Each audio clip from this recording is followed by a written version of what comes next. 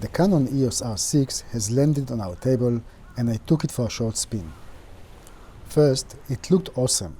Full frame camera, no crop, 4K up to 60 frames per second, 10-bit 422 internal recording, great autofocus, very nice stabilizer and more. But how does it perform in real life? Is overheating a real issue? Let's check it out.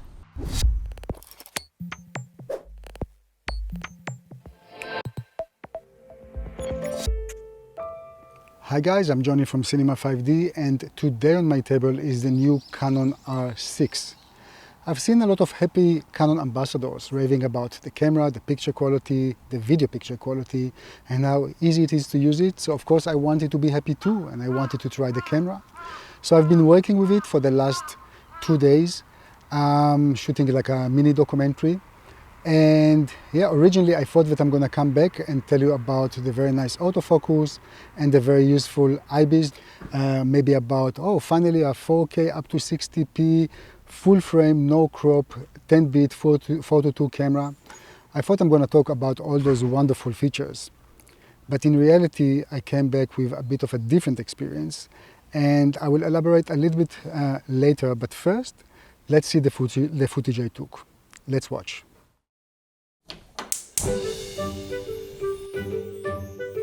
When you're cooking, you're always thinking of the person who's eating, but actually, interestingly, when you're eating, also, it's a spiritual pursuit. For me, it's the first cuisine I know that sort of meshes this sense of spirituality with food. For me, I think it's one of the key ways of finding yourself.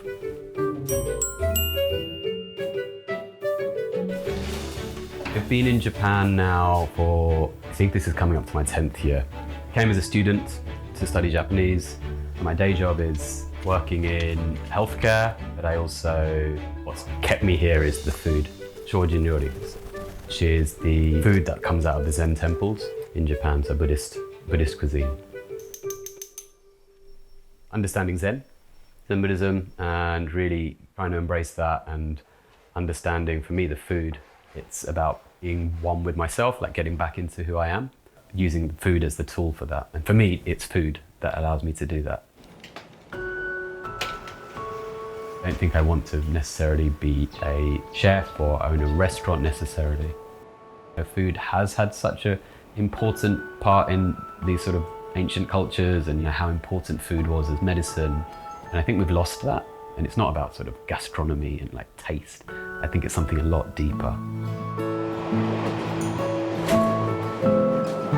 Backbone of Buddhism, this sort of appreciation for nature, I just really feel like it goes back to some core values that we all hold, but maybe have forgotten a lot, definitely in the Western world.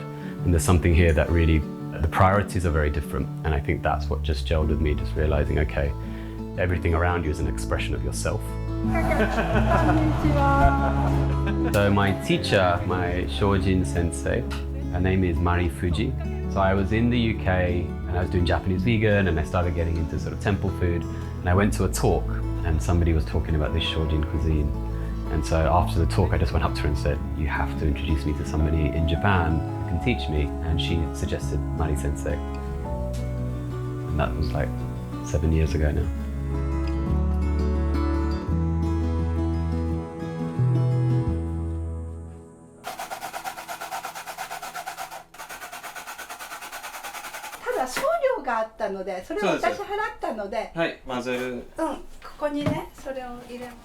Yeah, when we cook together, I actually have never cooked with my grandmother, but I feel like I'm cooking with my grandmother. Like what I imagine cooking with your grandmother feels like. You kind of know each other's habits and, somehow it just flows as well without too much communication, know what you need to do. It's very, very natural and just very comfortable. もう一回こす。そしてそこに入れて、もう練っていったら大丈夫だと思います。 So, Neil, he's a good student? Yes! Not student, sometimes teacher for me. Teacher for you? Yes! This February we went to New Zealand about 3 weeks. Every morning he made breakfast for me.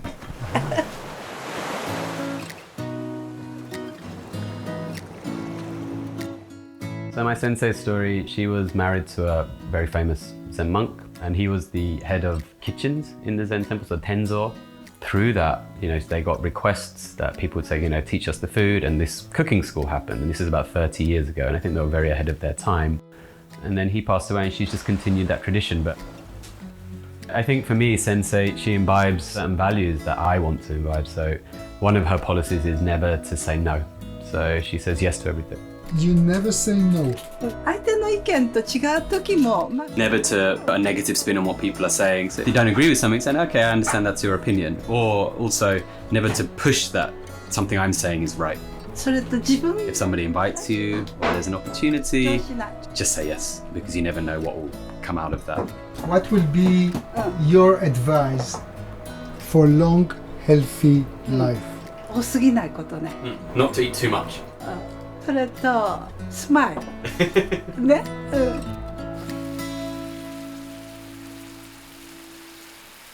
31日ですか。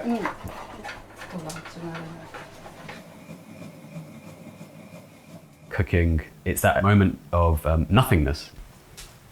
Like in Japanese, you say mu.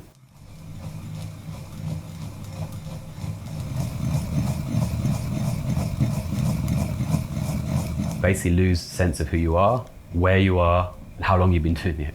I lose sense of time. It's almost like losing yourself, and the byproduct of that is actually, in a strange way, I'm finding myself. いきますよ。はい。 Caveat there, I don't think I'll ever find myself. I think it's a constant journey. The ultimate goal, I don't think there is actually. It's just always this pursuit for, I think just to be content. I think respond rather than react to everything that happens in life. And for me, cooking allows me to sort of train my mind and train myself to be able to do that. The soup is always bottom right. The rice is to your bottom left. Then the item that doesn't have any kind of shape, that's on the top right. And then the sort of fried item or something that's got a very sort of fixed shape is top left. And then the most important, the king of the plate. Sesame tofu is in the middle. Enjoy good food, and I appreciate what food does, what good food can do. 持ってます。さすが。 Can bring a family together, it can bring friends together, it can bring differences together. Thank you very much. Neil, who are you? Good question. I'm still trying to find out. I think I am you and you're probably me. I think we're probably all the same.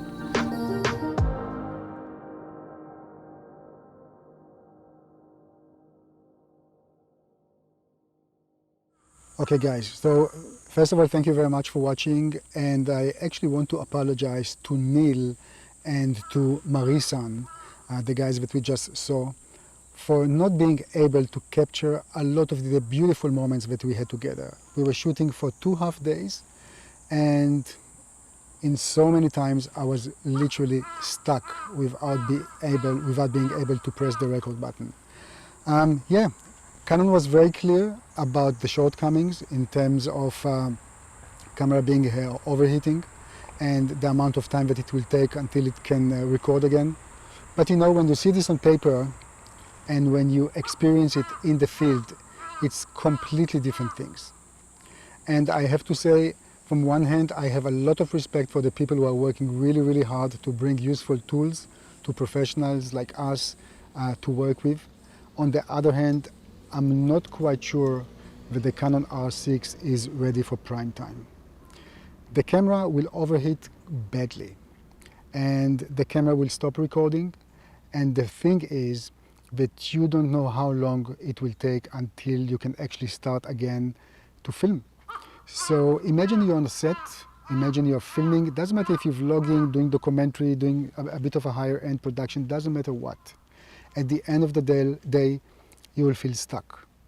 I also tried to move from 4K to full HD. Sometimes it worked, and I could record a little bit longer, but in most cases it was completely done. And it's a sealed body, and I tell you, I tried with vent and I tried with ice cube, which is of course a bit funny. And what do you tell your client? Yeah, sorry, I have to put an ice cube on the camera. So, and it didn't work. It didn't work in the sense that it didn't bring the temperature down fast enough. to the point that I can continue recording and filming. So all in all, it's a tool that from one hand has a lot of useful features and really nice features. On the other hand, this is a bit meaningless because you can't really work with the camera and execute what you want. It's, you know, and I'm talking only the video side, of course, because I have no experience with the photo side. Any professional tool that you take to your hands, you want to control it. That's the essence of a professional working tool. But in this case, the camera will control you, meaning you have no idea when it will shut off, you have no idea when it will turn on, and instead of being busy and concentrate on what you really have to film and do a nice compositions and take care of the light and sound, you're literally thinking all the time when it will shut off and what will happen next. So I will strongly advise Canon to think if that's the type of camera they actually want in the market. I hope they can do something to improve the situation here. Yeah, right now it's 29 degrees, which is about, what, 82 Fahrenheit, I think. And it's not that I'm becoming the weatherman or anything. It's just that the weather do have to be taken into consideration, and also, yeah, you have to think a lot about where you're filming and how you're filming. Thank you very much guys for watching, and yeah, that's it for now. Until the next time, hopefully soon, and please don't forget to subscribe to our YouTube channel. Thank you.